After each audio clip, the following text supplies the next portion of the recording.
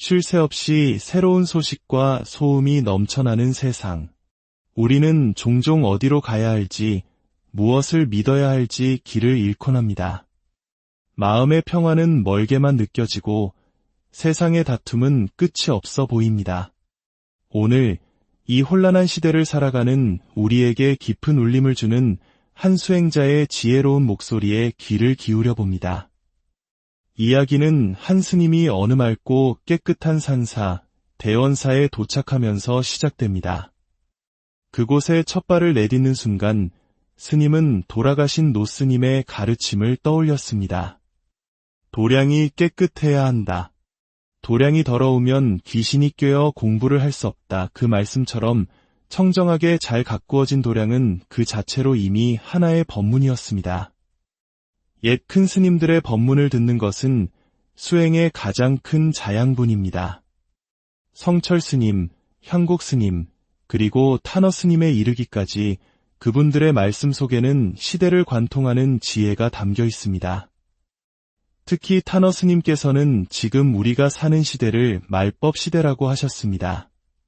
부처님의 가르침이 남았으나 진정한 깨달음을 얻는 이는 드물고 다툼과 갈등이 만연하는 시대, 바로 투쟁견고, 즉 싸움이 끊이지 않는 시대라는 것입니다. 세상이 시끄럽지 않았던 적이 있었을까요? 역사를 돌이켜보면 늘 세상은 소란스러웠습니다. 스님의 노스님께서는 말세의 운명은 회복이 불가능하여 갈 때까지 가고 나면 비로소 새로운 정법 시대가 열릴 것이라고 말씀하셨습니다. 어쩌면 지금의 이 혼란은 새로운 시대가 오기 위한 마지막 진통일지도 모릅니다. 특히 올해와 같은 을사년은 우리 역사 속에서 유독 큰 아픔과 변화, 그리고 갈등이 많았던 해였습니다. 조선시대에는 외척 간의 다툼으로 수많은 선비가 희생된 을사사화가 있었고, 구한말 1905년에는 일본에게 외교권을 빼앗긴 통한에 을사능략이 있었습니다. 우리가 흔히 쓰는 을신연스럽다는 말의 기원이 바로 이 을사능략의 슬픔과 암울함에서 비롯되었다는 사실을 아는 이는 많지 않습니다.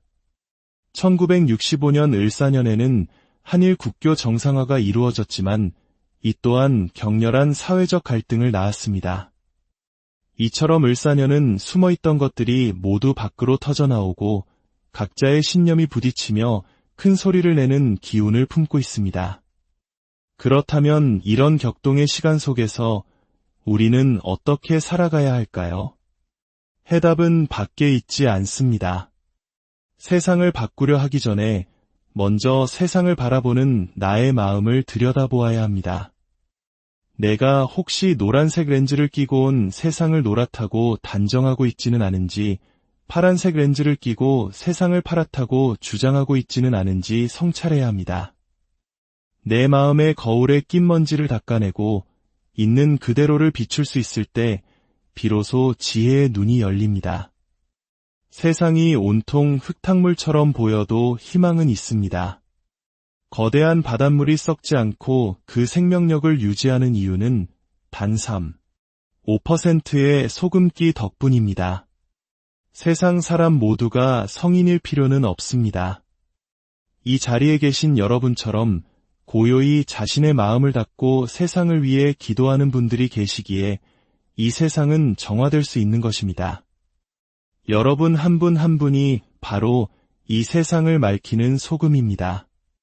수행은 콩나물 시루에 물을 주는 것과 같습니다. 물을 부으면 모두 아래로 빠져나가는 것 같아 헛수고처럼 보이지만 어느새 콩나물은 쑥 자라 있습니다. 졸면서 하는 기도, 잡념 속에서 하는 독경이라도 괜찮습니다. 꾸준히 이어가는 그 모든 노력이 헛되지 않고 우리의 법신을 자라게 하는 자양분이 됩니다. 어느 젊은 수행자가 평생 가슴에 품고 살아온 노스님의 두 가지 가르침이 있었습니다. 첫째, 중노릇 제대로 하지 않으면 다음 생에 소로 태어나 평생 일만 하다 고기로 갚아야 하고 그러지 않으면 지옥에 간다. 시주의 은혜가 그만큼 무섭다는 경책이었습니다. 둘째는 공부하다 죽어라, 죽는 그 순간까지 수행을 놓지 말라는 간절한 당부였습니다. 그는 공부하다 죽으라는 말씀을 실천하기 위해 스스로와 약속했습니다. 아무리 바쁘고 힘들어도 하루에 단 50분이라도 온전히 좌선하는 시간을 갖겠다고 말입니다. 대중과 함께 정진할 때는 물론이고 혼자 있을 때도 스스로 죽비를 치며 나태해지는 마음을 다잡았습니다. 이 이야기를 듣는 우리도 각자의 삶 속에서 이와 같은 실천을 시작할 수 있습니다. 처음에는 염불수행부터 시작해보는 것이 좋습니다.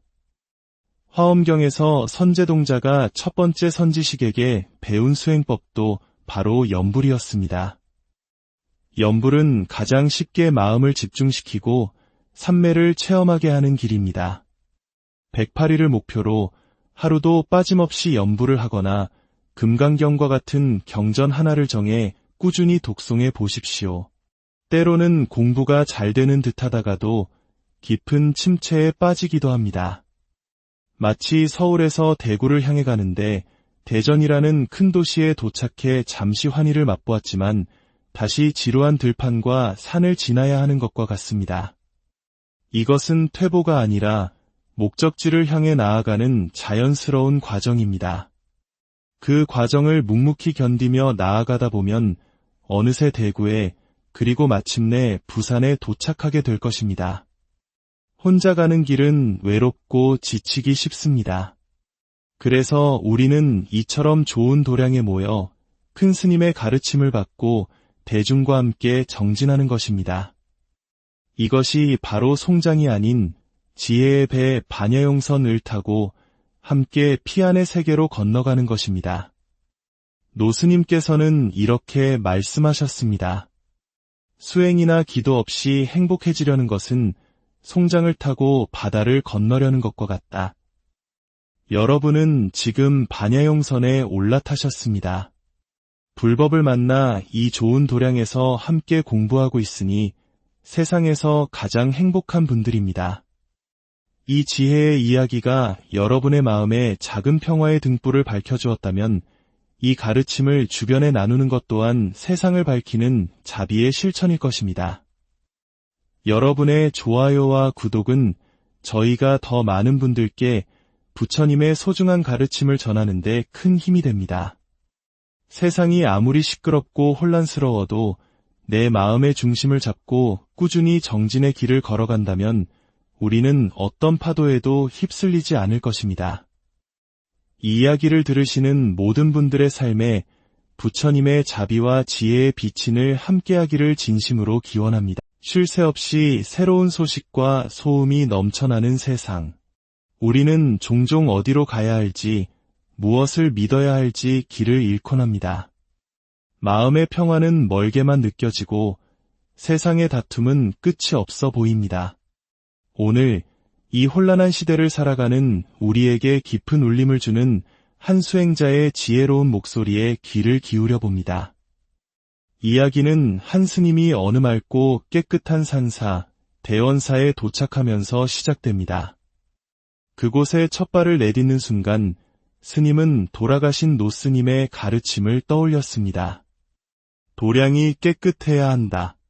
도량이 더러우면 귀신이 꿰어 공부를 할 수 없다. 그 말씀처럼 청정하게 잘 가꾸어진 도량은 그 자체로 이미 하나의 법문이었습니다.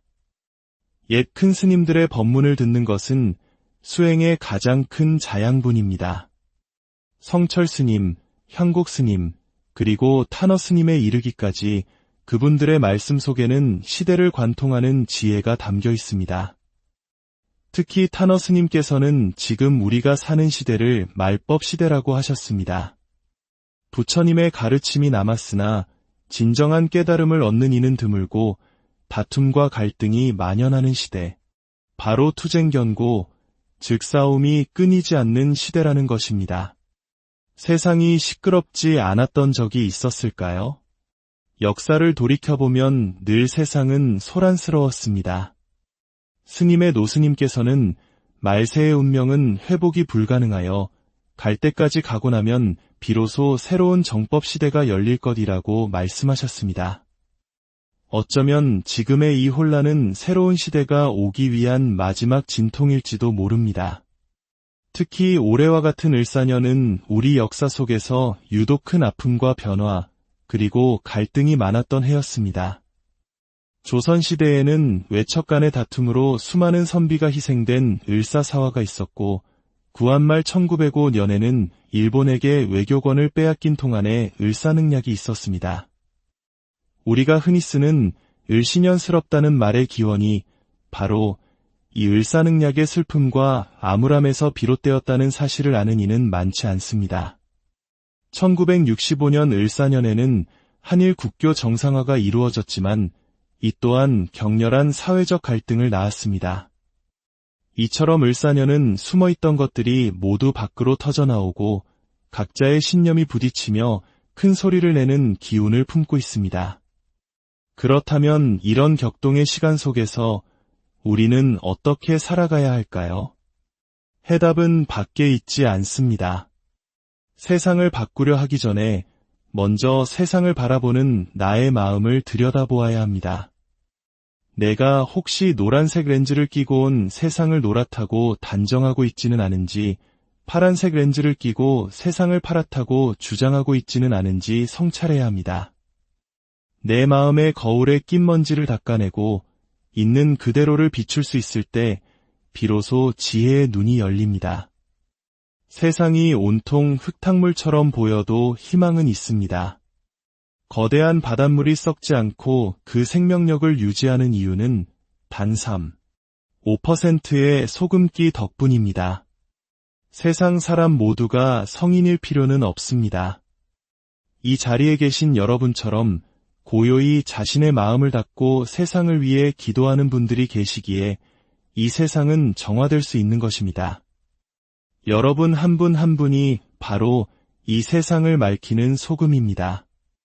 수행은 콩나물 시루에 물을 주는 것과 같습니다. 물을 부으면 모두 아래로 빠져나가는 것 같아 헛수고처럼 보이지만 어느새 콩나물은 쑥 자라 있습니다. 졸면서 하는 기도, 잡념 속에서 하는 독경이라도 괜찮습니다. 꾸준히 이어가는 그 모든 노력이 헛되지 않고 우리의 법신을 자라게 하는 자양분이 됩니다. 어느 젊은 수행자가 평생 가슴에 품고 살아온 노스님의 두 가지 가르침이 있었습니다. 첫째, 중노릇 제대로 하지 않으면 다음 생에 소로 태어나 평생 일만 하다 고기로 갚아야 하고 그러지 않으면 지옥에 간다. 시주의 은혜가 그만큼 무섭다는 경책이었습니다. 둘째는 공부하다 죽어라, 죽는 그 순간까지 수행을 놓지 말라는 간절한 당부였습니다. 그는 공부하다 죽으라는 말씀을 실천하기 위해 스스로와 약속했습니다. 아무리 바쁘고 힘들어도 하루에 단 50분이라도 온전히 좌선하는 시간을 갖겠다고 말입니다. 대중과 함께 정진할 때는 물론이고 혼자 있을 때도 스스로 죽비를 치며 나태해지는 마음을 다잡았습니다. 이야기를 듣는 우리도 각자의 삶 속에서 이와 같은 실천을 시작할 수 있습니다. 처음에는 염불수행부터 시작해보는 것이 좋습니다. 화엄경에서 선제동자가 첫 번째 선지식에게 배운 수행법도 바로 염불이었습니다. 염불은 가장 쉽게 마음을 집중시키고 삼매를 체험하게 하는 길입니다. 108일을 목표로 하루도 빠짐없이 염불을 하거나 금강경과 같은 경전 하나를 정해 꾸준히 독송해 보십시오. 때로는 공부가 잘 되는 듯하다가도 깊은 침체에 빠지기도 합니다. 마치 서울에서 대구를 향해 가는데 대전이라는 큰 도시에 도착해 잠시 환희를 맛보았지만 다시 지루한 들판과 산을 지나야 하는 것과 같습니다. 이것은 퇴보가 아니라 목적지를 향해 나아가는 자연스러운 과정입니다. 그 과정을 묵묵히 견디며 나아가다 보면 어느새 대구에 그리고 마침내 부산에 도착하게 될 것입니다. 혼자 가는 길은 외롭고 지치기 쉽습니다. 그래서 우리는 이처럼 좋은 도량에 모여 큰 스님의 가르침을 받고 대중과 함께 정진하는 것입니다. 이것이 바로 송장이 아닌 지혜의 배 반야용선을 타고 함께 피안의 세계로 건너가는 것입니다. 노스님께서는 이렇게 말씀하셨습니다. 수행이나 기도 없이 행복해지려는 것은 송장을 타고 바다를 건너려는 것과 같다. 여러분은 지금 반야용선에 올라타셨습니다. 불법을 만나 이 좋은 도량에서 함께 공부하고 있으니 세상에서 가장 행복한 분들입니다. 이 지혜의 이야기가 여러분의 마음에 작은 평화의 등불을 밝혀주었다면 이 가르침을 주변에 나누는 것 또한 세상을 밝히는 자비의 실천일 것입니다. 여러분의 좋아요와 구독은 저희가 더 많은 분들께 부처님의 소중한 가르침을 전하는 데 큰 힘이 됩니다. 세상이 아무리 시끄럽고 혼란스러워도 내 마음의 중심을 잡고 꾸준히 정진의 길을 걸어간다면 우리는 어떤 파도에도 휩쓸리지 않을 것입니다. 이 이야기를 들으시는 모든 분들의 삶에 부처님의 자비와 지혜의 비친을 함께하기를 진심으로 기원합니다. 쉴 새 없이 새로운 소식과 소음이 넘쳐나는 세상. 우리는 종종 어디로 가야 할지, 무엇을 믿어야 할지 길을 잃곤 합니다. 마음의 평화는 멀게만 느껴지고 세상의 다툼은 끝이 없어 보입니다. 오늘 이 혼란한 시대를 살아가는 우리에게 깊은 울림을 주는 한 수행자의 지혜로운 목소리에 귀를 기울여 봅니다. 이야기는 한 스님이 어느 맑고 깨끗한 산사, 대원사에 도착하면서 시작됩니다. 그곳에 첫 발을 내딛는 순간 스님은 돌아가신 노스님의 가르침을 떠올렸습니다. 도량이 깨끗해야 한다. 도량이 더러우면 귀신이 꿰어 공부를 할 수 없다. 그 말씀처럼 청정하게 잘 가꾸어진 도량은 그 자체로 이미 하나의 법문이었습니다. 옛 큰 스님들의 법문을 듣는 것은 수행의 가장 큰 자양분입니다.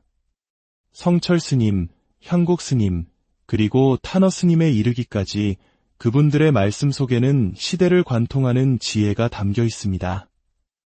특히 탄어 스님께서는 지금 우리가 사는 시대를 말법 시대라고 하셨습니다.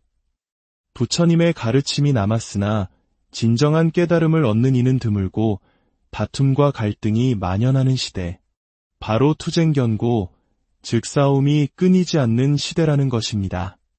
세상이 시끄럽지 않았던 적이 있었을까요? 역사를 돌이켜보면 늘 세상은 소란스러웠습니다. 스님의 노스님께서는 말세의 운명은 회복이 불가능하여 갈 때까지 가고 나면 비로소 새로운 정법 시대가 열릴 것이라고 말씀하셨습니다. 어쩌면 지금의 이 혼란은 새로운 시대가 오기 위한 마지막 진통일지도 모릅니다. 특히 올해와 같은 을사년은 우리 역사 속에서 유독 큰 아픔과 변화, 그리고 갈등이 많았던 해였습니다. 조선시대에는 외척 간의 다툼으로 수많은 선비가 희생된 을사사화가 있었고, 구한말 1905년에는 일본에게 외교권을 빼앗긴 통안에 을사능략이 있었습니다. 우리가 흔히 쓰는 을신연스럽다는 말의 기원이 바로 이 을사능략의 슬픔과 암울함에서 비롯되었다는 사실을 아는 이는 많지 않습니다. 1965년 을사년에는 한일 국교 정상화가 이루어졌지만 이 또한 격렬한 사회적 갈등을 낳았습니다. 이처럼 을사년은 숨어있던 것들이 모두 밖으로 터져나오고 각자의 신념이 부딪히며 큰 소리를 내는 기운을 품고 있습니다. 그렇다면 이런 격동의 시간 속에서 우리는 어떻게 살아가야 할까요? 해답은 밖에 있지 않습니다. 세상을 바꾸려 하기 전에 먼저 세상을 바라보는 나의 마음을 들여다보아야 합니다. 내가 혹시 노란색 렌즈를 끼고 온 세상을 노랗다고 단정하고 있지는 않은지, 파란색 렌즈를 끼고 세상을 파랗다고 주장하고 있지는 않은지 성찰해야 합니다. 내 마음의 거울에 낀 먼지를 닦아내고 있는 그대로를 비출 수 있을 때 비로소 지혜의 눈이 열립니다. 세상이 온통 흙탕물처럼 보여도 희망은 있습니다. 거대한 바닷물이 썩지 않고 그 생명력을 유지하는 이유는 단 5%의 소금기 덕분입니다. 세상 사람 모두가 성인일 필요는 없습니다. 이 자리에 계신 여러분처럼 고요히 자신의 마음을 닫고 세상을 위해 기도하는 분들이 계시기에 이 세상은 정화될 수 있는 것입니다. 여러분 한 분 한 분이 바로 이 세상을 맑히는 소금입니다. 수행은 콩나물 시루에 물을 주는 것과 같습니다. 물을 부으면 모두 아래로 빠져나가는 것 같아 헛수고처럼 보이지만 어느새 콩나물은 쑥 자라 있습니다. 졸면서 하는 기도, 잡념 속에서 하는 독경이라도 괜찮습니다. 꾸준히 이어가는 그 모든 노력이 헛되지 않고 우리의 법신을 자라게 하는 자양분이 됩니다. 어느 젊은 수행자가 평생 가슴에 품고 살아온 노스님의 두 가지 가르침이 있었습니다. 첫째, 중노릇 제대로 하지 않으면 다음 생에 소로 태어나 평생 일만 하다 고기로 갚아야 하고 그러지 않으면 지옥에 간다. 시주의 은혜가 그만큼 무섭다는 경책이었습니다. 둘째는 공부하다 죽어라, 죽는 그 순간까지 수행을 놓지 말라는 간절한 당부였습니다. 그는 공부하다 죽으라는 말씀을 실천하기 위해 스스로와 약속했습니다. 아무리 바쁘고 힘들어도 하루에 단 50분이라도 온전히 좌선하는 시간을 갖겠다고 말입니다. 대중과 함께 정진할 때는 물론이고 혼자 있을 때도 스스로 죽비를 치며 나태해지는 마음을 다잡았습니다. 이 이야기를 듣는 우리도 각자의 삶 속에서 이와 같은 실천을 시작할 수 있습니다. 처음에는 염불수행부터 시작해보는 것이 좋습니다. 화엄경에서 선제동자가 첫 번째 선지식에게 배운 수행법도 바로 염불이었습니다.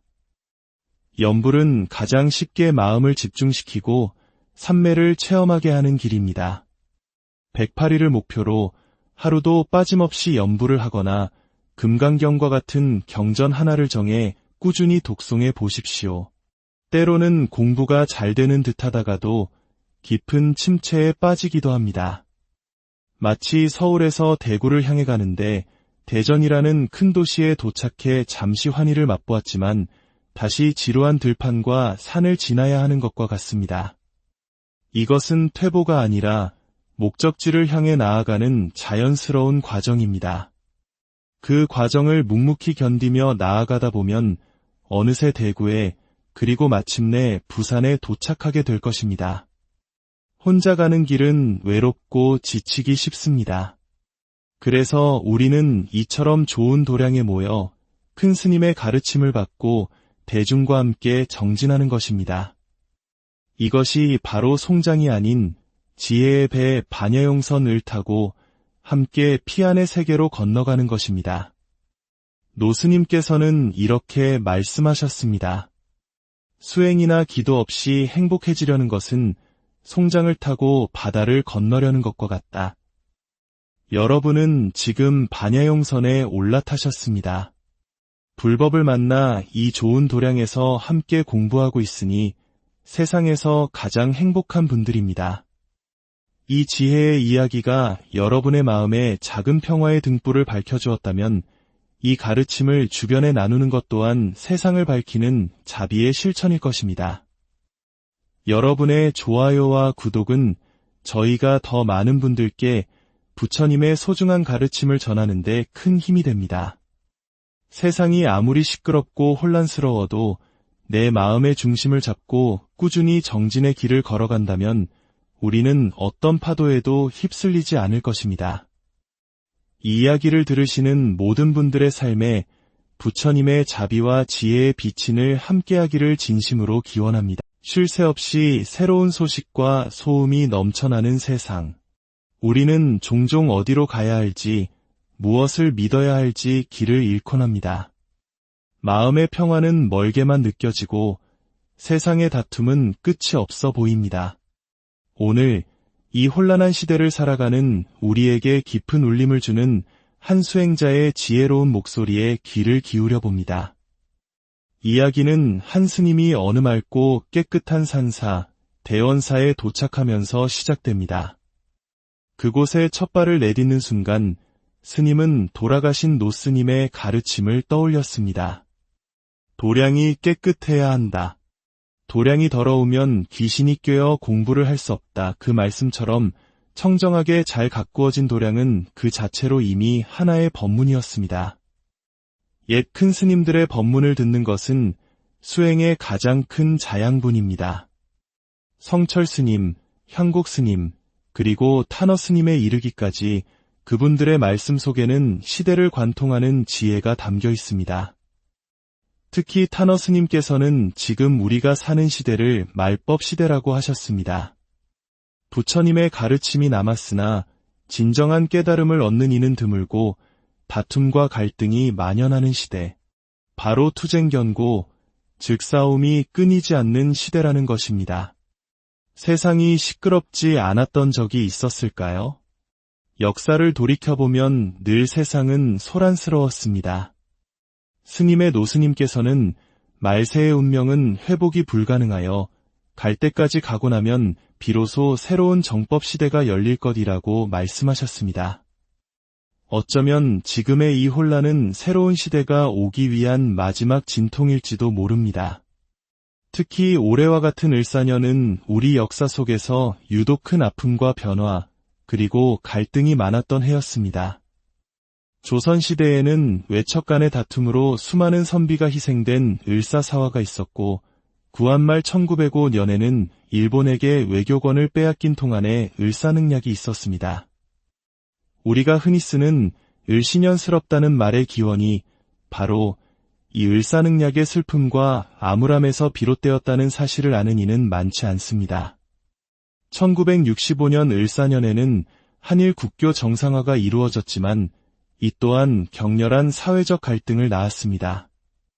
이처럼 을사년은 숨어있던 것들이 모두 밖으로 터져나오고 각자의 신념이 부딪히며 큰 소리를 내는 기운을 품고 있습니다. 그렇다면 이런 격동의 시간 속에서 우리는 어떻게 살아가야 할까요? 해답은 밖에 있지 않습니다. 세상을 바꾸려 하기 전에 먼저 세상을 바라보는 나의 마음을 들여다보아야 합니다. 내가 혹시 노란색 렌즈를 끼고 온 세상을 노랗다고 단정하고 있지는 않은지, 파란색 렌즈를 끼고 세상을 파랗다고 주장하고 있지는 않은지 성찰해야 합니다. 내 마음의 거울에 낀 먼지를 닦아내고 있는 그대로를 비출 수 있을 때 비로소 지혜의 눈이 열립니다. 세상이 온통 흙탕물처럼 보여도 희망은 있습니다. 거대한 바닷물이 썩지 않고 그 생명력을 유지하는 이유는 단 5%의 소금기 덕분입니다. 세상 사람 모두가 성인일 필요는 없습니다. 이 자리에 계신 여러분처럼 고요히 자신의 마음을 닫고 세상을 위해 기도하는 분들이 계시기에 이 세상은 정화될 수 있는 것입니다. 여러분 한 분 한 분이 바로 이 세상을 맑히는 소금입니다. 수행은 콩나물 시루에 물을 주는 것과 같습니다. 물을 부으면 모두 아래로 빠져나가는 것 같아 헛수고처럼 보이지만 어느새 콩나물은 쑥 자라 있습니다. 졸면서 하는 기도, 잡념 속에서 하는 독경이라도 괜찮습니다. 꾸준히 이어가는 그 모든 노력이 헛되지 않고 우리의 법신을 자라게 하는 자양분이 됩니다. 어느 젊은 수행자가 평생 가슴에 품고 살아온 노스님의 두 가지 가르침이 있었습니다. 첫째, 중노릇 제대로 하지 않으면 다음 생에 소로 태어나 평생 일만 하다 고기로 갚아야 하고 그러지 않으면 지옥에 간다. 시주의 은혜가 그만큼 무섭다는 경책이었습니다. 둘째는 공부하다 죽어라, 죽는 그 순간까지 수행을 놓지 말라는 간절한 당부였습니다. 그는 공부하다 죽으라는 말씀을 실천하기 위해 스스로와 약속했습니다. 아무리 바쁘고 힘들어도 하루에 단 50분이라도 온전히 좌선하는 시간을 갖겠다고 말입니다. 대중과 함께 정진할 때는 물론이고 혼자 있을 때도 스스로 죽비를 치며 나태해지는 마음을 다잡았습니다. 이 이야기를 듣는 우리도 각자의 삶 속에서 이와 같은 실천을 시작할 수 있습니다.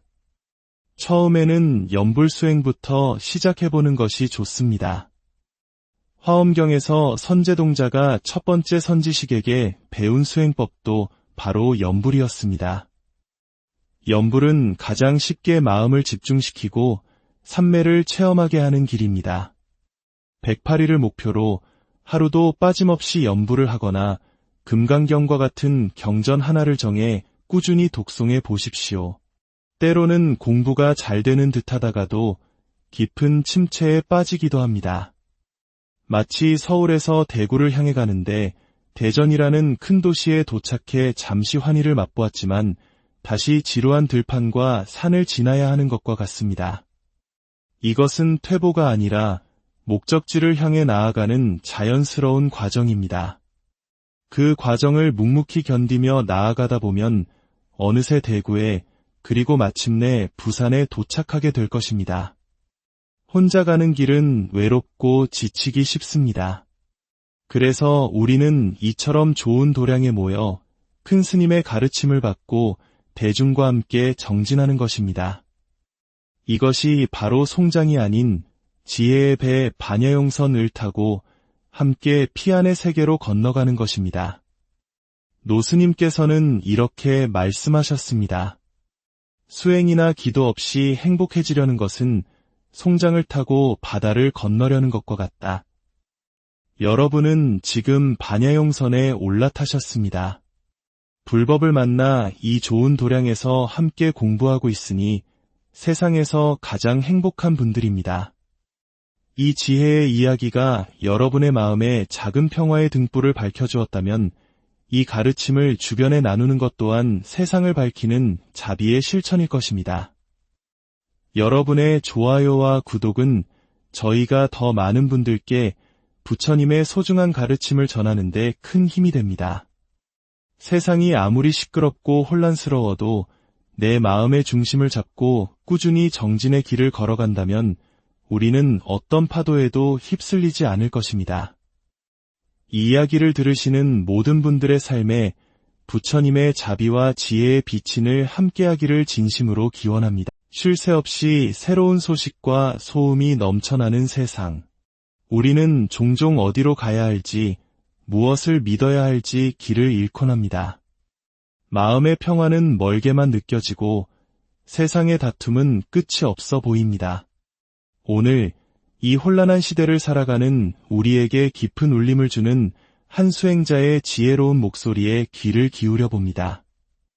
이야기는 한 스님이 어느 맑고 깨끗한 산사, 대원사에 도착하면서 시작됩니다. 그곳에 첫 발을 내딛는 순간 스님은 돌아가신 노스님의 가르침을 떠올렸습니다. 도량이 깨끗해야 한다. 도량이 더러우면 귀신이 꿰어 공부를 할 수 없다. 그 말씀처럼 청정하게 잘 가꾸어진 도량은 그 자체로 이미 하나의 법문이었습니다. 옛 큰 스님들의 법문을 듣는 것은 수행의 가장 큰 자양분입니다. 성철 스님, 향곡 스님, 그리고 탄어 스님에 이르기까지 그분들의 말씀 속에는 시대를 관통하는 지혜가 담겨 있습니다. 특히 탄어 스님께서는 지금 우리가 사는 시대를 말법 시대라고 하셨습니다. 부처님의 가르침이 남았으나 진정한 깨달음을 얻는 이는 드물고 다툼과 갈등이 만연하는 시대, 바로 투쟁견고, 즉 싸움이 끊이지 않는 시대라는 것입니다. 세상이 시끄럽지 않았던 적이 있었을까요? 역사를 돌이켜보면 늘 세상은 소란스러웠습니다. 스님의 노스님께서는 말세의 운명은 회복이 불가능하여 갈 때까지 가고 나면 비로소 새로운 정법 시대가 열릴 것이라고 말씀하셨습니다. 어쩌면 지금의 이 혼란은 새로운 시대가 오기 위한 마지막 진통일지도 모릅니다. 특히 올해와 같은 을사년은 우리 역사 속에서 유독 큰 아픔과 변화, 그리고 갈등이 많았던 해였습니다. 조선시대에는 외척 간의 다툼으로 수많은 선비가 희생된 을사사화가 있었고, 구한말 1905년에는 일본에게 외교권을 빼앗긴 통한에 을사능략이 있었습니다. 우리가 흔히 쓰는 을신연스럽다는 말의 기원이 바로 이 을사능략의 슬픔과 암울함에서 비롯되었다는 사실을 아는 이는 많지 않습니다.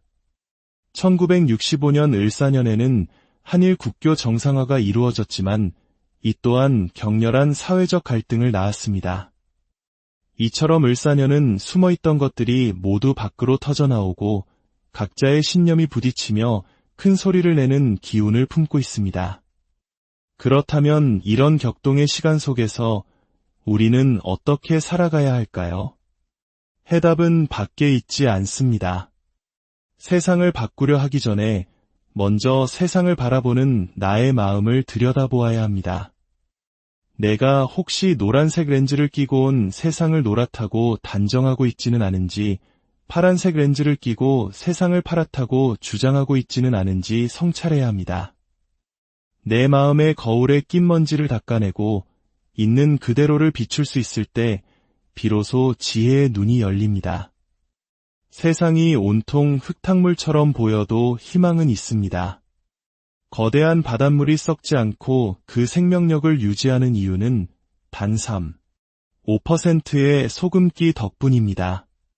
세상 사람 모두가 성인일 필요는 없습니다. 이 자리에 계신 여러분처럼 고요히 자신의 마음을 닫고 세상을 위해 기도하는 분들이 계시기에 이 세상은 정화될 수 있는 것입니다. 여러분 한 분 한 분이 바로 이 세상을 맑히는 소금입니다. 수행은 콩나물 시루에 물을 주는 것과 같습니다. 물을 부으면 모두 아래로 빠져나가는 것 같아 헛수고처럼 보이지만 어느새 콩나물은 쑥 자라 있습니다. 졸면서 하는 기도, 잡념 속에서 하는 독경이라도 괜찮습니다. 꾸준히 이어가는 그 모든 노력이 헛되지 않고 우리의 법신을 자라게 하는 자양분이 됩니다.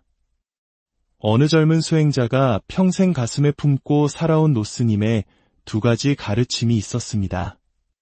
첫째, 중노릇 제대로 하지 않으면 다음 생에 소로 태어나 평생 일만 하다 고기로 갚아야 하고 그러지 않으면 지옥에 간다. 시주의 은혜가 그만큼 무섭다는 경책이었습니다. 둘째는 공부하다 죽어라, 죽는 그 순간까지 수행을 놓지 말라는 간절한 당부였습니다. 그는 공부하다 죽으라는 말씀을 실천하기 위해 스스로와 약속했습니다. 아무리 바쁘고 힘들어도 하루에 단 50분이라도 온전히 좌선하는 시간을 갖겠다고 말입니다. 대중과 함께 정진할 때는 물론이고 혼자 있을 때도 스스로 죽비를 치며 나태해지는 마음을 다잡았습니다. 이야기를 듣는 우리도 각자의 삶 속에서 이와 같은 실천을 시작할 수 있습니다. 처음에는 연불수행부터 시작해보는 것이 좋습니다. 화엄경에서 선제동자가 첫 번째 선지식에게 배운 수행법도 바로 연불이었습니다. 연불은 가장 쉽게 마음을 집중시키고 삼매를 체험하게 하는 길입니다. 108일을 목표로 하루도 빠짐없이 연불을 하거나 금강경과 같은 경전 하나를 정해 꾸준히 독송해 보십시오.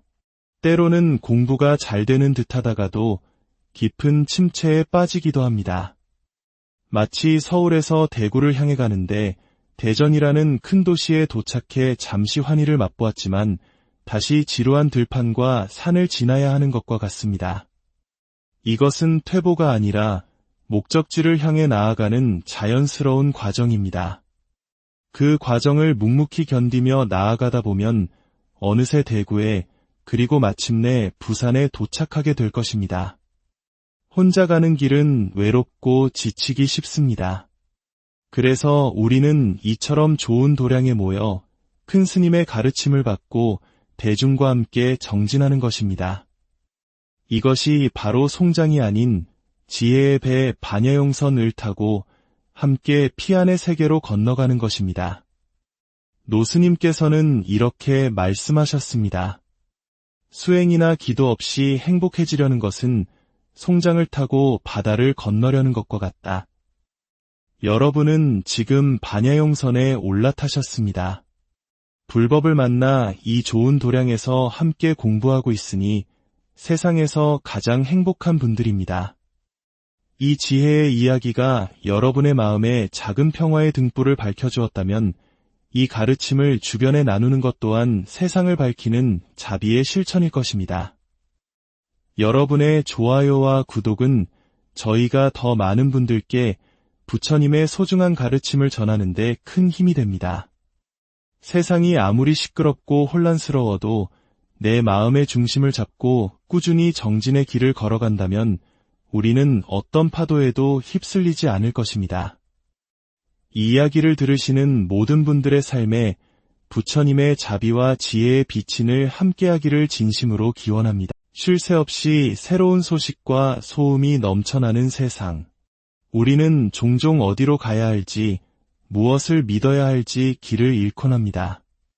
마음의 평화는 멀게만 느껴지고 세상의 다툼은 끝이 없어 보입니다. 오늘 이 혼란한 시대를 살아가는 우리에게 깊은 울림을 주는 한 수행자의 지혜로운 목소리에 귀를 기울여 봅니다. 이야기는 한 스님이 어느 맑고 깨끗한 산사, 대원사에 도착하면서 시작됩니다. 그곳에 첫 발을 내딛는 순간 스님은 돌아가신 노스님의 가르침을 떠올렸습니다. 도량이 깨끗해야 한다. 도량이 더러우면 귀신이 꿰어 공부를 할 수 없다. 그 말씀처럼 청정하게 잘 가꾸어진 도량은 그 자체로 이미 하나의 법문이었습니다. 옛 큰 스님들의 법문을 듣는 것은 수행의 가장 큰 자양분입니다. 성철 스님, 향곡 스님, 그리고 탄어 스님에 이르기까지 그분들의 말씀 속에는 시대를 관통하는 지혜가 담겨 있습니다. 특히 탄어 스님께서는 지금 우리가 사는 시대를 말법 시대라고 하셨습니다. 부처님의 가르침이 남았으나 진정한 깨달음을 얻는 이는 드물고 다툼과 갈등이 만연하는 시대, 바로 투쟁견고, 즉 싸움이 끊이지 않는 시대라는 것입니다. 세상이 시끄럽지 않았던 적이 있었을까요? 역사를 돌이켜보면 늘 세상은 소란스러웠습니다. 스님의 노스님께서는 말세의 운명은 회복이 불가능하여 갈 때까지 가고 나면 비로소 새로운 정법 시대가 열릴 것이라고 말씀하셨습니다. 어쩌면 지금의 이 혼란은 새로운 시대가 오기 위한 마지막 진통일지도 모릅니다. 특히 올해와 같은 을사년은 우리 역사 속에서 유독 큰 아픔과 변화, 그리고 갈등이 많았던 해였습니다. 조선시대에는 외척 간의 다툼으로 수많은 선비가 희생된 을사사화가 있었고, 구한말 1905년에는 일본에게 외교권을 빼앗긴 통한에 을사능략이 있었습니다. 우리가 흔히 쓰는 을신연스럽다는 말의 기원이 바로 이 을사능략의 슬픔과 암울함에서 비롯되었다는 사실을 아는 이는 많지 않습니다. 1965년 을사년에는 한일 국교 정상화가 이루어졌지만 이 또한 격렬한 사회적 갈등을 낳았습니다. 이처럼 을사년은 숨어있던 것들이 모두 밖으로 터져나오고 각자의 신념이 부딪히며 큰 소리를 내는 기운을 품고 있습니다. 그렇다면 이런 격동의 시간 속에서 우리는 어떻게 살아가야 할까요? 해답은 밖에 있지 않습니다. 세상을 바꾸려 하기 전에 먼저 세상을 바라보는 나의 마음을 들여다보아야 합니다. 내가 혹시 노란색 렌즈를 끼고 온 세상을 노랗다고 단정하고 있지는 않은지, 파란색 렌즈를 끼고 세상을 파랗다고 주장하고 있지는 않은지 성찰해야 합니다. 내 마음의 거울에 낀 먼지를 닦아내고 있는 그대로를 비출 수 있을 때 비로소 지혜의 눈이 열립니다. 세상이 온통 흙탕물처럼 보여도 희망은 있습니다. 거대한 바닷물이 썩지 않고 그 생명력을 유지하는 이유는 단 5%의 소금기 덕분입니다. 세상 사람 모두가 성인일 필요는 없습니다. 이 자리에 계신 여러분처럼 고요히 자신의 마음을 닫고 세상을 위해 기도하는 분들이 계시기에 이 세상은 정화될 수 있는 것입니다. 여러분 한 분 한 분이 바로 이 세상을 맑히는 소금입니다. 수행은 콩나물 시루에 물을 주는 것과 같습니다. 물을 부으면 모두 아래로 빠져나가는 것 같아 헛수고처럼 보이지만 어느새 콩나물은 쑥 자라 있습니다. 졸면서 하는 기도, 잡념 속에서 하는 독경이라도 괜찮습니다. 꾸준히 이어가는 그 모든 노력이 헛되지 않고 우리의 법신을 자라게 하는 자양분이 됩니다. 어느 젊은 수행자가 평생 가슴에 품고 살아온 노스님의 두 가지 가르침이 있었습니다. 첫째, 중노릇 제대로 하지 않으면 다음 생에 소로 태어나 평생 일만 하다 고기로 갚아야 하고 그러지 않으면 지옥에 간다. 시주의 은혜가 그만큼 무섭다는 경책이었습니다. 둘째는 공부하다 죽어라, 죽는 그 순간까지 수행을 놓지 말라는 간절한 당부였습니다. 그는 공부하다 죽으라는 말씀을 실천하기 위해 스스로와 약속했습니다. 아무리 바쁘고 힘들어도 하루에 단 50분이라도 온전히 좌선하는 시간을 갖겠다고 말입니다. 대중과 함께 정진할 때는 물론이고 혼자 있을 때도 스스로 죽비를 치며 나태해지는 마음을 다잡았습니다. 이 이야기를 듣는 우리도 각자의 삶 속에서 이와 같은 실천을 시작할 수 있습니다. 처음에는 염불수행부터 시작해보는 것이 좋습니다. 화엄경에서 선제동자가 첫 번째 선지식에게 배운 수행법도 바로 염불이었습니다. 염불은 가장 쉽게 마음을 집중시키고 삼매를 체험하게 하는 길입니다. 108일을 목표로 하루도 빠짐없이 염불을 하거나 금강경과 같은 경전 하나를 정해 꾸준히 독송해 보십시오. 때로는 공부가 잘 되는 듯하다가도 깊은 침체에 빠지기도 합니다.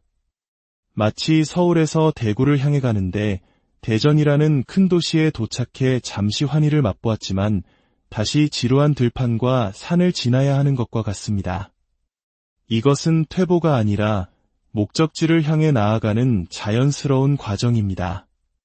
그 과정을 묵묵히 견디며 나아가다 보면 어느새 대구에 그리고 마침내 부산에 도착하게 될 것입니다.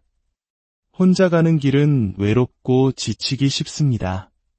그래서 우리는 이처럼 좋은 도량에 모여 큰 스님의 가르침을 받고 대중과 함께 정진하는 것입니다. 이것이 바로 송장이 아닌 지혜의 배 반야용선을 타고 함께 피안의 세계로 건너가는 것입니다. 노스님께서는 이렇게 말씀하셨습니다. 수행이나 기도 없이 행복해지려는 것은 송장을 타고 바다를 건너려는 것과 같다. 여러분은 지금 반야용선에 올라타셨습니다. 불법을 만나 이 좋은 도량에서 함께 공부하고 있으니 세상에서 가장 행복한 분들입니다. 이 지혜의 이야기가 여러분의 마음에 작은 평화의 등불을 밝혀주었다면 이 가르침을 주변에 나누는 것 또한 세상을 밝히는 자비의 실천일 것입니다. 여러분의 좋아요와 구독은 저희가 더 많은 분들께 부처님의 소중한 가르침을 전하는 데 큰 힘이 됩니다. 세상이 아무리 시끄럽고 혼란스러워도 내 마음의 중심을 잡고 꾸준히 정진의 길을 걸어간다면 우리는 어떤 파도에도 휩쓸리지 않을 것입니다. 이 이야기를 들으시는 모든 분들의 삶에 부처님의 자비와 지혜의 비친을 함께하기를 진심으로 기원합니다. 쉴 새 없이 새로운 소식과 소음이 넘쳐나는 세상. 우리는 종종 어디로 가야 할지, 무엇을 믿어야 할지 길을 잃곤 합니다. 마음의 평화는 멀게만 느껴지고 세상의 다툼은 끝이 없어 보입니다. 오늘 이 혼란한 시대를 살아가는 우리에게 깊은 울림을 주는 한 수행자의 지혜로운 목소리에 귀를 기울여 봅니다. 이야기는 한 스님이 어느 맑고 깨끗한 산사, 대원사에 도착하면서 시작됩니다. 그곳에 첫 발을 내딛는 순간 스님은 돌아가신 노스님의 가르침을 떠올렸습니다. 도량이 깨끗해야 한다. 도량이 더러우면 귀신이 꿰어 공부를 할 수 없다. 그 말씀처럼 청정하게 잘 가꾸어진 도량은 그 자체로 이미 하나의 법문이었습니다.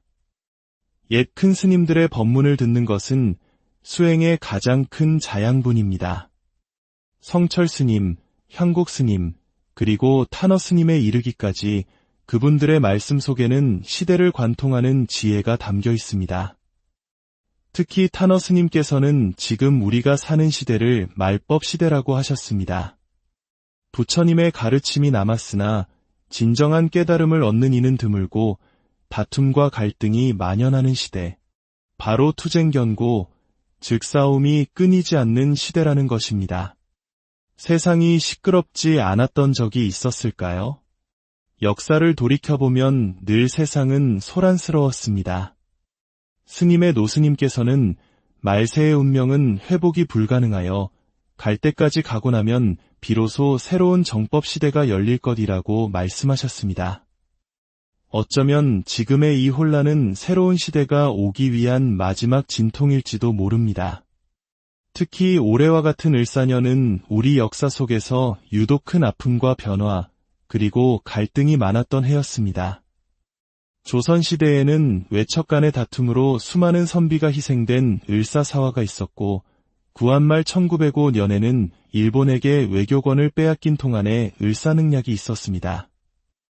우리가 흔히 쓰는 을신연스럽다는 말의 기원이 바로 이 을사능략의 슬픔과 암울함에서 비롯되었다는 사실을 아는 이는 많지 않습니다. 1965년 을사년에는 한일 국교 정상화가 이루어졌지만 이 또한 격렬한 사회적 갈등을 낳았습니다.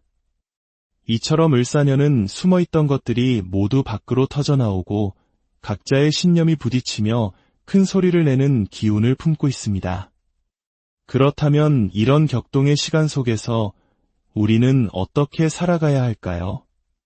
해답은 밖에 있지 않습니다. 세상을 바꾸려 하기 전에 먼저 세상을 바라보는 나의 마음을 들여다보아야 합니다. 내가 혹시 노란색 렌즈를 끼고 온 세상을 노랗다고 단정하고 있지는 않은지, 파란색 렌즈를 끼고 세상을 파랗다고 주장하고 있지는 않은지 성찰해야 합니다. 내 마음의 거울에 낀 먼지를 닦아내고 있는 그대로를 비출 수 있을 때 비로소 지혜의 눈이 열립니다. 세상이 온통 흙탕물처럼 보여도 희망은 있습니다. 거대한 바닷물이 썩지 않고 그 생명력을 유지하는 이유는 단 5%의 소금기 덕분입니다. 세상 사람 모두가 성인일 필요는 없습니다. 이 자리에 계신 여러분처럼 고요히 자신의 마음을 닫고 세상을 위해 기도하는 분들이 계시기에 이 세상은 정화될 수 있는 것입니다. 여러분 한 분 한 분이 바로 이 세상을 맑히는 소금입니다. 수행은 콩나물 시루에 물을 주는 것과 같습니다. 물을 부으면 모두 아래로 빠져나가는 것 같아 헛수고처럼 보이지만 어느새 콩나물은 쑥 자라 있습니다. 졸면서 하는 기도, 잡념 속에서 하는 독경이라도 괜찮습니다. 꾸준히 이어가는 그 모든 노력이 헛되지 않고 우리의 법신을 자라게 하는 자양분이 됩니다. 어느 젊은 수행자가 평생 가슴에 품고 살아온 노스님의 두 가지 가르침이 있었습니다. 첫째, 중노를 제대로 하지 않으면 다음 생에 소로 태어나 평생 일만 하다 고기로 갚아야 하고 그러지 않으면 지옥에 간다. 시주의 은혜가 그만큼 무섭다는 경책이었습니다. 둘째는 공부하다 죽어라, 죽는 그 순간까지 수행을 놓지 말라는 간절한 당부였습니다. 그는 공부하다 죽으라는 말씀을 실천하기 위해 스스로와 약속했습니다. 아무리 바쁘고 힘들어도 하루에 단 50분이라도 온전히 좌선하는 시간을 갖겠다고 말입니다. 대중과 함께 정진할 때는 물론이고 혼자 있을 때도 스스로 죽비를 치며 나태해지는 마음을 다잡았습니다. 이 이야기를 듣는 우리도 각자의 삶 속에서 이와 같은 실천을 시작할 수 있습니다. 처음에는 염불수행부터 시작해보는 것이 좋습니다. 화엄경에서 선제동자가 첫 번째 선지식에게 배운 수행법도 바로 염불이었습니다. 염불은 가장 쉽게 마음을 집중시키고 삼매를 체험하게 하는 길입니다. 108일을 목표로 하루도 빠짐없이 염불을 하거나 금강경과 같은 경전 하나를 정해 꾸준히 독송해 보십시오. 때로는 공부가 잘 되는 듯하다가도 깊은 침체에 빠지기도 합니다. 마치 서울에서 대구를 향해 가는데 대전이라는 큰 도시에 도착해 잠시 환희를 맛보았지만 다시 지루한 들판과 산을 지나야 하는 것과 같습니다. 이것은 퇴보가 아니라 목적지를 향해 나아가는 자연스러운 과정입니다. 그 과정을 묵묵히 견디며 나아가다 보면 어느새 대구에 그리고 마침내 부산에 도착하게 될 것입니다. 혼자 가는 길은 외롭고 지치기 쉽습니다. 그래서 우리는 이처럼 좋은 도량에 모여 큰 스님의 가르침을 받고 대중과 함께 정진하는 것입니다. 이것이 바로 송장이 아닌 지혜의 배 반야용선을 타고 함께 피안의 세계로 건너가는 것입니다. 노스님께서는 이렇게 말씀하셨습니다. 수행이나 기도 없이 행복해지려는 것은 송장을 타고 바다를 건너려는 것과 같다. 여러분은 지금 반야용선에 올라타셨습니다. 불법을 만나 이 좋은 도량에서 함께 공부하고 있으니 세상에서 가장 행복한 분들입니다. 이 지혜의 이야기가 여러분의 마음에 작은 평화의 등불을 밝혀주었다면 이 가르침을 주변에 나누는 것 또한 세상을 밝히는 자비의 실천일 것입니다. 여러분의 좋아요와 구독은 저희가 더 많은 분들께 부처님의 소중한 가르침을 전하는 데 큰 힘이 됩니다. 세상이 아무리 시끄럽고 혼란스러워도 내 마음의 중심을 잡고 꾸준히 정진의 길을 걸어간다면 우리는 어떤 파도에도 휩쓸리지 않을 것입니다.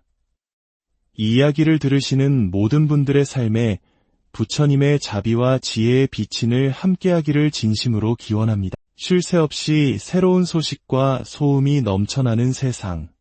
우리는 종종 어디로 가야 할지, 무엇을 믿어야 할지 길을 잃곤 합니다. 마음의 평화는 멀게만 느껴지고 세상의 다툼은 끝이 없어 보입니다. 오늘 이 혼란한 시대를 살아가는 우리에게 깊은 울림을 주는 한 수행자의 지혜로운 목소리에 귀를 기울여 봅니다. 이야기는 한 스님이 어느 맑고 깨끗한 산사, 대원사에 도착하면서 시작됩니다. 그곳에 첫 발을 내딛는 순간 스님은 돌아가신 노스님의 가르침을 떠올렸습니다. 도량이 깨끗해야 한다.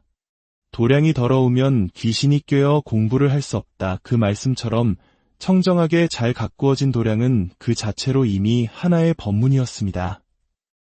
옛 큰 스님들의 법문을 듣는 것은 수행의 가장 큰 자양분입니다. 성철 스님, 향국 스님, 그리고 탄어 스님에 이르기까지 그분들의 말씀 속에는 시대를 관통하는 지혜가 담겨 있습니다. 특히 탄어 스님께서는 지금 우리가 사는 시대를 말법 시대라고 하셨습니다.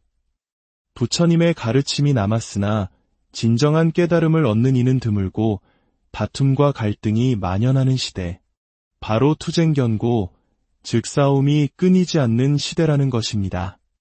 세상이 시끄럽지 않았던 적이 있었을까요? 역사를 돌이켜보면 늘 세상은 소란스러웠습니다.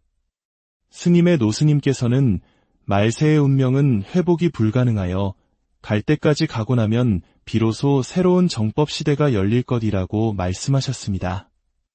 어쩌면 지금의 이 혼란은 새로운 시대가 오기 위한 마지막 진통일지도 모릅니다.